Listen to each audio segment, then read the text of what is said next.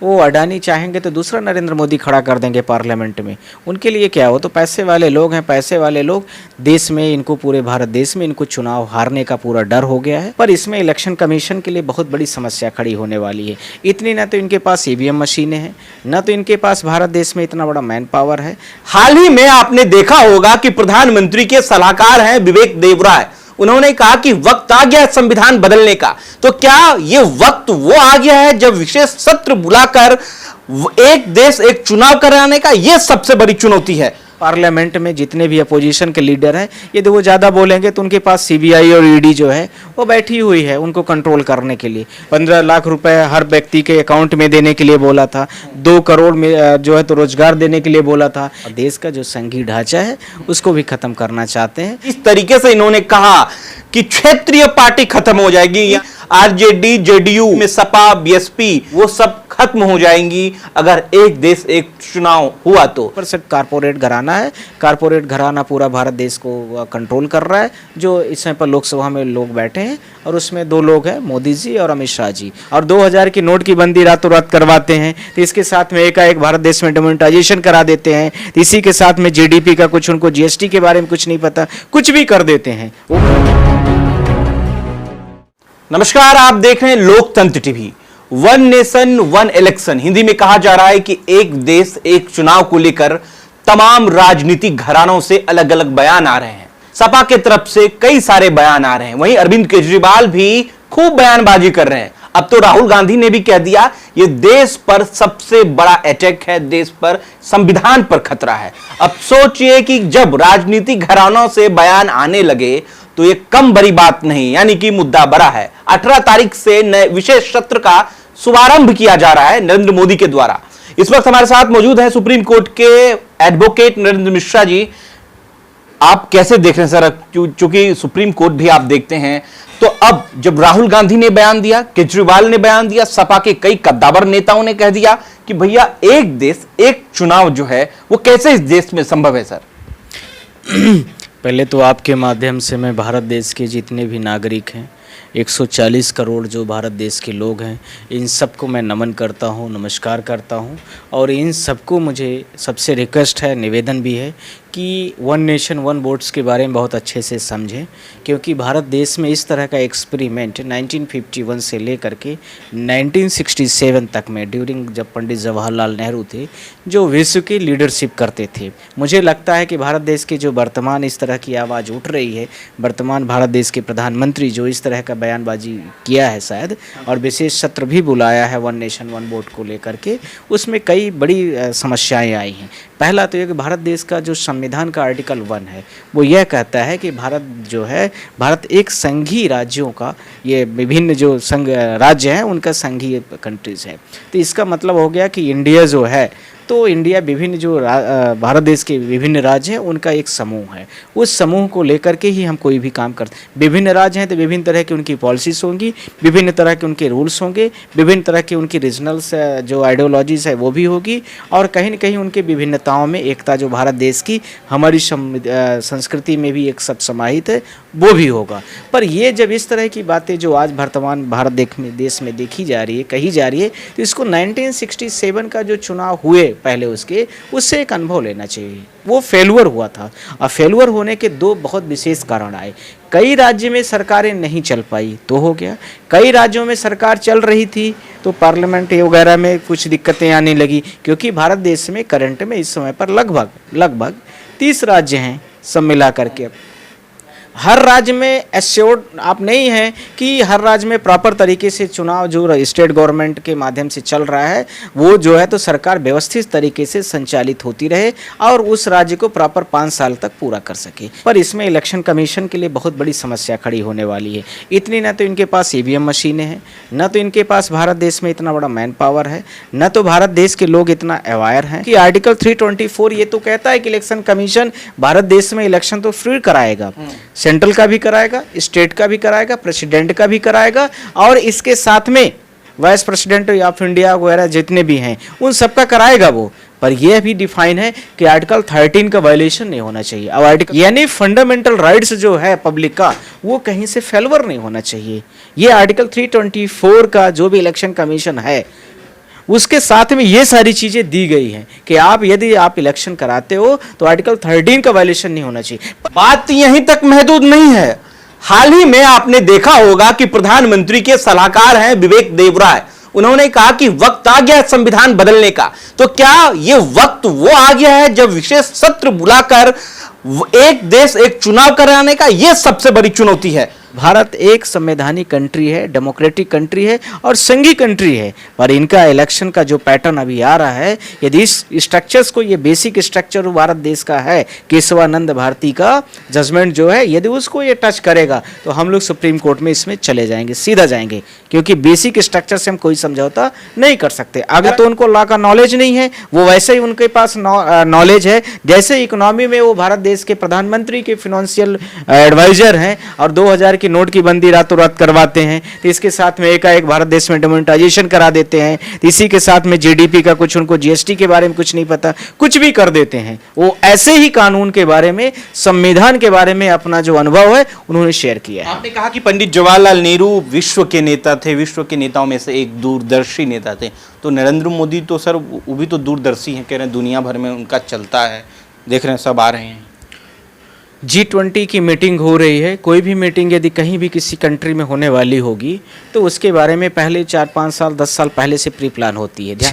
कहीं ज़्यादा दूरदर्शी थे। इन्होंने तो भारत देश को 15 लाख लोगों 15 लाख रुपए हर व्यक्ति के अकाउंट में देने के लिए बोला था, 2 करोड़ में जो है तो रोजगार देने के लिए बोला था। इसके साथ में इन्होंने बोला था कि हम सारी चीज़ों को, तेल पेट्रोल को भी कम करेंगे, प्राइस हाइक को। इसके साथ इन्होंने जीडीपी के भी भारतीय बहुत सारे किया था, वो भी सारी चीज़ें इनकी कोलैप्स हो गई है। इसलिए इन्होंने भारत देश को लेकर के, भारत देश की जनता को धर्म और जाति के आधार पर बांट करके पूरे देश में अपना राज करना चाहते हैं। पर इनकी ये सारी चीज़ें स्किप हो गई हैं जो इन्होंने 2014 के पहले चुनावी एजेंडे किए थे, मुद्दे किए थे। अब उसमें इनको सफलता नहीं दिख रही है, तो इनको ये लगने लगा कि भारत देश में हम हार जाएंगे। पार्लियामेंट में जितने भी अपोजिशन के लीडर हैं, यदि वो ज़्यादा बोलेंगे तो उनके पास सीबीआई और ईडी जो है वो बैठी हुई है उनको कंट्रोल करने के लिए।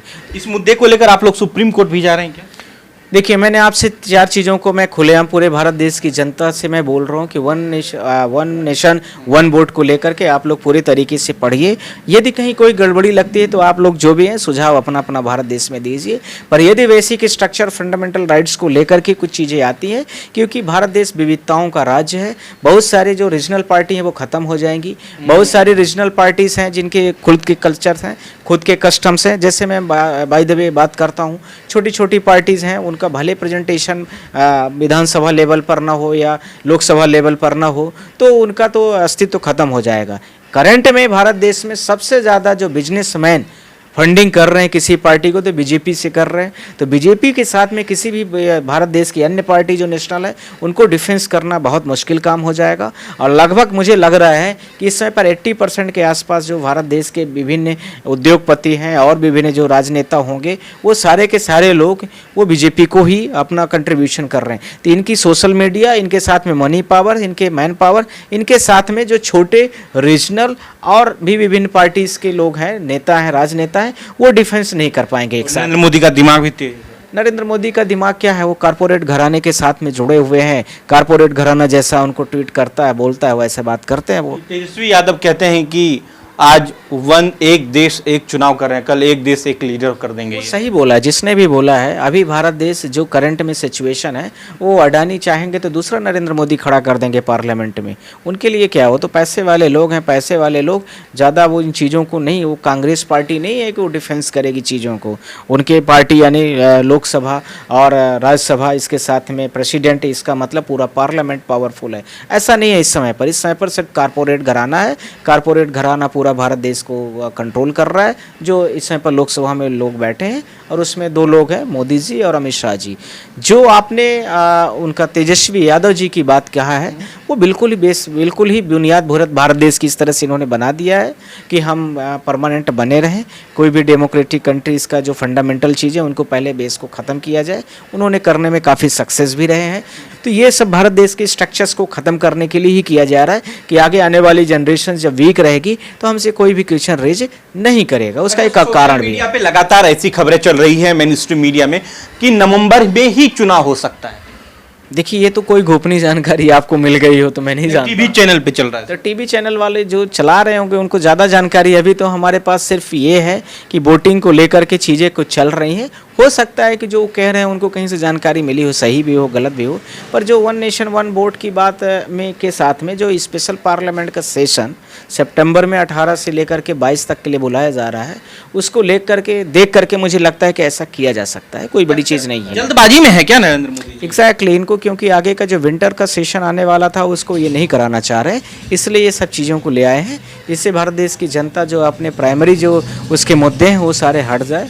उन मुद्दों पर बात न कर पाए कि गवर्नमेंट जॉब निकालेगी कि नहीं निकालेगी, उन मुद्दों पर बात न कर पाए कि महंगाई बढ़ रही है कि नहीं बढ़ी है, इन सारे मुद्दों को ख़त्म करने के लिए नया इन्होंने एजेंडा ला दिया है, जिससे भारत देश की जनता, मीडिया और साथ के में विपक्ष के नेता सारे उसमें ऐसी ही बातें करते रहे। साथियों, समझने की बात है, सुप्रीम कोर्ट के एडवोकेट नरेंद्र मिश्रा जी जिस तरीके से इन्होंने कहा कि क्षेत्रीय पार्टी खत्म हो जाएगी, यानी कि आरजेडी बिहार में, यानी कि आरजेडी, जेडीयू और तमाम जो पार्टी जैसे यूपी में सपा, बीएसपी, कई ऐसे पार्टी हैं जो क्षेत्रीय गुटों में होते हुए भी शासन है उनका इस अलग अलग स्टेट में, वो सब खत्म हो जाएंगी अगर एक देश एक चुनाव हुआ तो। शायद इसीलिए तेजस्वी यादव ने कहा कि इनका बस चले तो एक देश एक लीडर हो जाएंगे, यानी कि जो क्षेत्र में क्षेत्रीय पार्टी का एक अलग दबदबा स्टेट में हुआ करता है वो बिल्कुल खत्म होकर दो नेशनल पार्टी हुआ करेंगी,